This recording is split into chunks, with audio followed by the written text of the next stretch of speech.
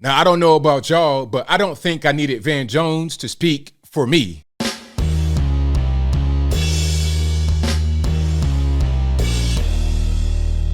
How's everybody doing? My name is Anthony Brian Logan, and today we got to talk about current and/or former CNN contributor Van Jones apologizing on behalf of the black community for what Kanye West, also known as Ye, has been doing over the past few days, weeks, months. Speaking about, well, the Jews did this, and they're not the real ones, and they're the ones that attacked me. You know, all the things that have been labeled as anti-Semitic or anti-Jewish. Now, Van Jones is apologizing because the quote-unquote black community has been silent, as if it's our job as black people to say, hey, we don't condone that. That's not part of us. Like somehow, because Kanye's black, that means that everybody that's black has got to apologize and we got to answer. No. Whatever Kanye does is what Kanye does. If he thinks that way, then that's on him. He's an individual. You know, he's not representing me when he goes out there. He's representing Kanye West. Maybe represents his family, his kids, his ex-wife or whatever, but not me. Okay, I can agree with him or disagree with him, and that's it. But Van Jones was speaking in front of a largely Jewish, if not totally Jewish audience at the UJA Federation New York. That is the United Jewish Appeal. Basically, they are a philanthropic organization. According to the Wikipedia page, and I linked that in the box, they're the largest local philanthropy in the world. But I digress. The whole point is that he apologized on behalf of all black folks. Now, I don't have the video of him saying that. I do have other video, but let's get to the tweets from this person, Jacob Kornblue.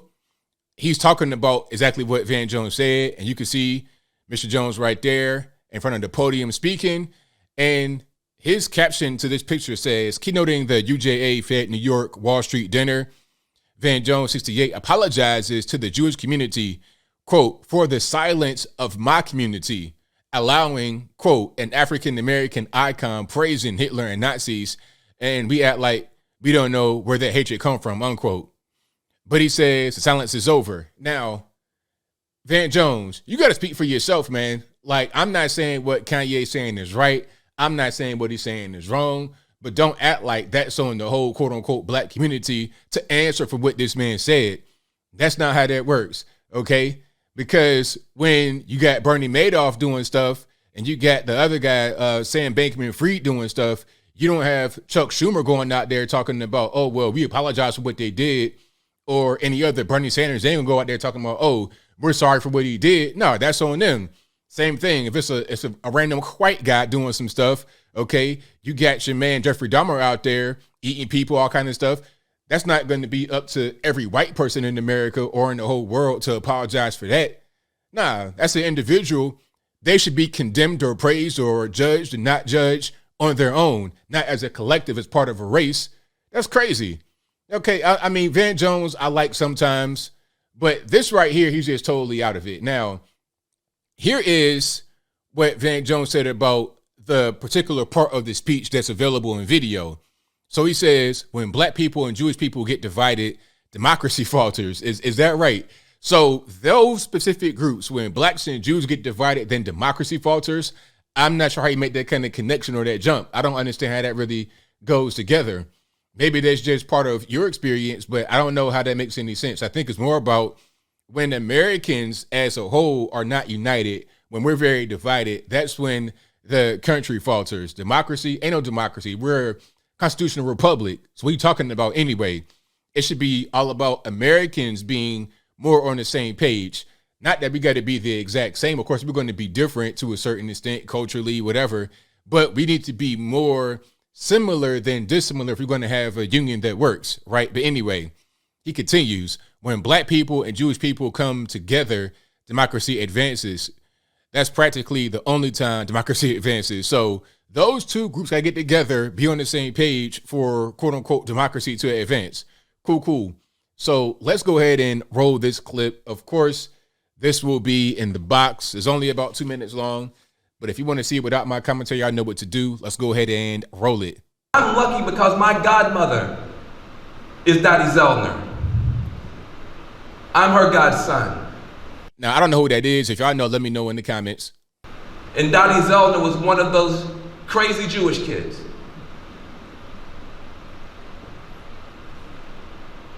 In 1964. So, of course, that is civil rights time. And some are going to argue that civil rights set the country back, not just the black community, but the country back. There was a lot of good, of course, that came from that, but there was also some negative. It was pros and cons to that. It wasn't just all positive because of the nature of it. The nature of it was trying to get beyond Jim Crow, trying to get beyond racism. Just because there was good intent does not mean the results were as good as the intent was. Who had heard about what happened with the Holocaust and said she was not going to let racism and violence win. Crazy Jewish kid. And she was a member of the Student Nonviolent Coordinating Committee. Black and white kids who decided that they were going to risk their lives and go down south and break the back of Jim Crow. And my godmother was the one that they picked to do the picking. They trusted her so much. They thought she had so much just good common sense. Now, I'm going to just pause right here. Now, this is a very interesting point that he's kind of raising. SNCC, when I was a kid, that was branded as like a totally black organization. Obviously, it wasn't. NAACP, same thing. NAACP was started by Jewish people and some blacks, but mostly Jewish people for black people. So, you know, he's just kind of shining a light on some true history. So I give him credit for that part. But I don't like this whole thing about, oh, you got to apologize for the whole black community because of what Kanye said. I'm not feeling that too tough at all. But what he's saying right here is correct, although that does not mean his argument about the black community having to apologize and owing people anything rings true at all. We don't owe anybody anything, not at all. Nobody owes anybody anything. That's not how that works. I'm not indebted to you because of some things that you or your community may have done for my quote unquote community in the past. If I decide to come out and help, if I decide to be philanthropic or whatever, that's my decision, not because I owe you anything. I'm not indebted to anybody. She got to decide which black kids and which white kids could go and which ones were going to be too nutty and need to stay back on the campus. That was my godmother. She still got good sense. And she buried her friends. 2 Jewish kids and a black kid got murdered that summer so that we could have a real democracy. We had 300 years of slavery, 100 years of Jim Crow terror, and a bunch of crazy black and Jewish kids went down in one summer and broke the back of Jim Crow. The light that we don't talk about. And because we don't talk about it, then the haters say whatever they want to. So now we kind of getting into the Kanye argument. Like I said, he doesn't talk about Kanye specifically in this clip, but you see where he's going, right? You see the direction that he's headed in. And it's time for us to tell the truth. The reason this country is a democracy at all is because black and Jewish people have loved each other and helped each other and supported each other and stood up for each other. That's why you have a democracy here. Because the best in your community and the best of our community stood together.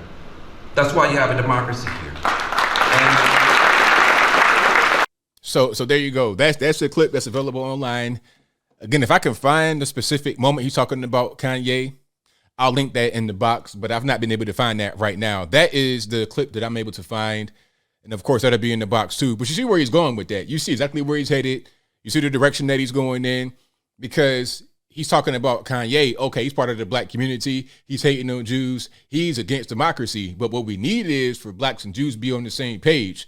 All black folks, all Jewish folks be on the same page. And then we're able to go forward as a country. That's his particular point of view. I don't really see it that way. I don't see it as a race specific thing. I think we all need to kind of like, I don't want to say shed race because you're not really going to be able to do that in reality. But let's not have race be the focus. Let's not have race be a person's identity. Let's let being American be your identity primarily when you're talking about being in this country. You can have your own identity as whoever you are. Like my identity is Anthony, right? That's me. Okay. That's who I am, is me. Whoever I have been my whole life, how I was raised, my environment, how I operate and live right now, that's me. And then, okay, now I'm an American. It shouldn't be I'm black first, or I'm white first, or I'm this, or I'm that, or I'm this, or I'm that, because that's what creates a division when you don't really see your neighbor that lives right next door to you, or the person in the next state over, as your countryman, when you see him as something totally different because he's a different race or whatever. You see what I mean? That should be your primary focus, rather than this whole black and Jewish get together type of thing going on that Van Jones is speaking about. But as I close, I want to say this. Shout out to everybody out there that operates as an individual. You don't owe anybody anything. You just need to be yourself. Treat everybody with respect, or those that deserve some respect. You're talking about some people out there that are very bad, hurting people, killing people. That's different. But regular normies should be able to get along, respect each other, and that should be generally how we operate. Okay, you're going to have some miscreants, some criminals and whatnot. Well, we got a penitentiary for them. They can make big rocks in a little. But everybody else, all law-abiding citizens, regardless of how you operate, how you live your life, if we're able to get along as Americans, that will advance our republic, rather than it being a race-specific thing that Van Jones apparently was on. And I think I'll leave that right there for now. And what say you? How do you feel about what Van Jones said here? Do you think he needed to apologize on behalf of the black community for what Kanye West has been saying? Like I said, whatever Kanye said is what Kanye said. He needs to defend that or not defend that on his own. If I want to defend him or not defend him, that's on me. But I'm not indebted to anyone. I don't owe anybody anything. That's not how this whole thing works, Van Jones. So shame on you. Speak for yourself. Don't speak for the whole quote unquote black community. Everybody that shares your skin or similar skin color. That's not how that works at all, man. Speak for yourself. If you want to apologize on behalf of Kanye, then go for it. But don't say it's on behalf of the black community. That's a complete slap in the face, in my humble opinion. But whatever your thoughts are, please let me know in the comments below. And that's all I got to say for this video. If you like what you heard, please comment, rate, share, and subscribe. Peace.